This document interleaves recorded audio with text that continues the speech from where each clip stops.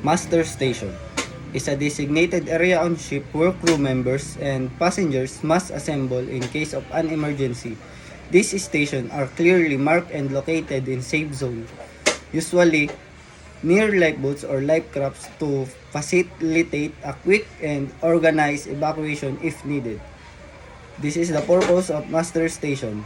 Ensure that all crew and passenger are accounted for, allows proper distribution of life jackets and other safety gear, prepares everyone for potential evacuation via lifeboats, provides a location where instructions can be given by officers.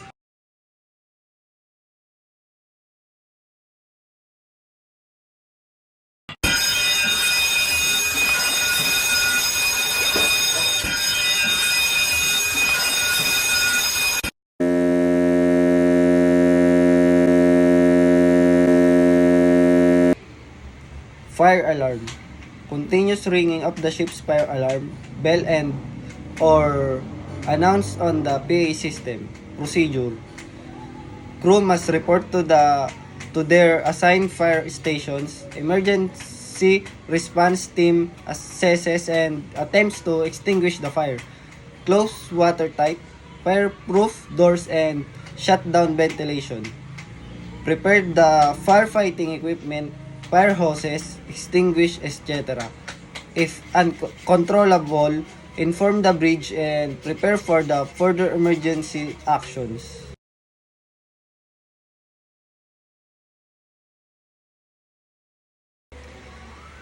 General alarm signal. 7 short blasts followed by 1 long blast on the ship whistle and alarm system. Procedure. All crew and passenger must report to their assigned master station, wear life jackets and bring essential survival gear. Await instruction from the captain or officer in charge. Prepare lifeboats and other emergency equipment if necessary.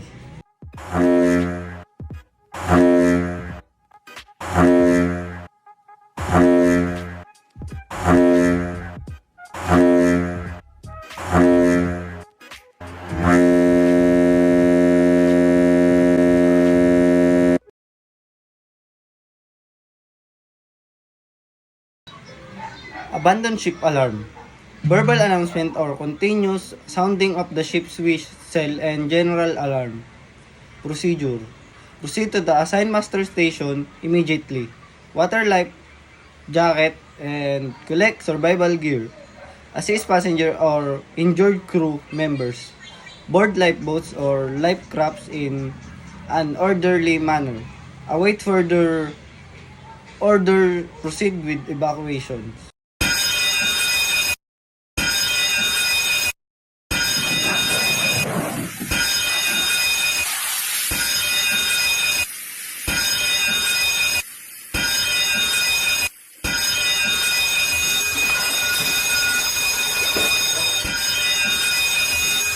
Abandon ship. Abandon ship.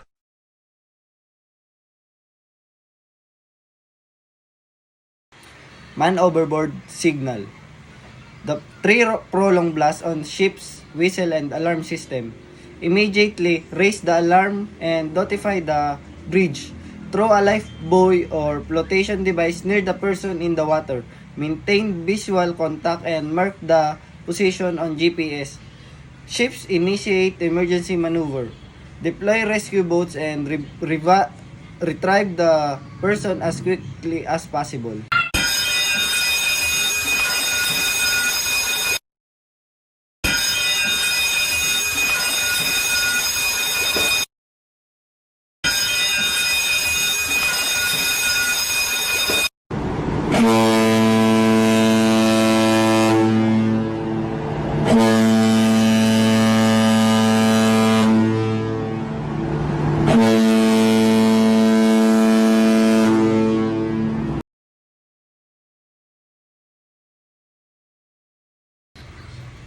CO alarm. Carbon dioxide release in engine room or enclosed spaces. Audible and visual alarm before CO release. Procedure. Evacuate the area immediately. Ensure no one is inside the affected space before CO release. Activate CO fire suppression system if necessary. After the fire control, ventilate the space before re-entry.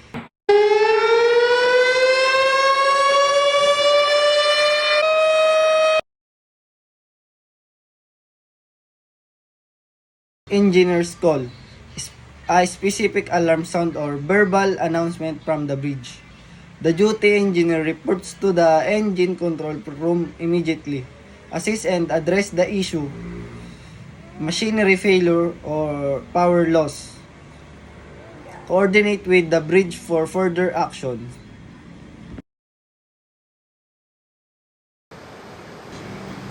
Cargo hold flooding, audible alarm and monitoring system alert. Procedure: close all watertight doors and compartments. Activate bilge pumps and ballast control system. Assess the source and extent of flooding. Inform the bridge and prepare for possible evacuation if necessary.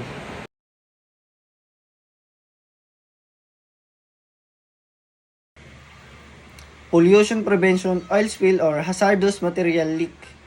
Alarm and or announce over PA system. Identify the source of the spill and stop further leakage. Activate oil spill response equipment or SOPEP.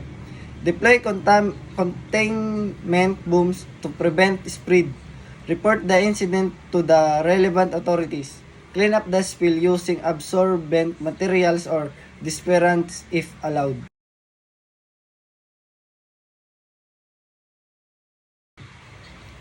Engine room flooding.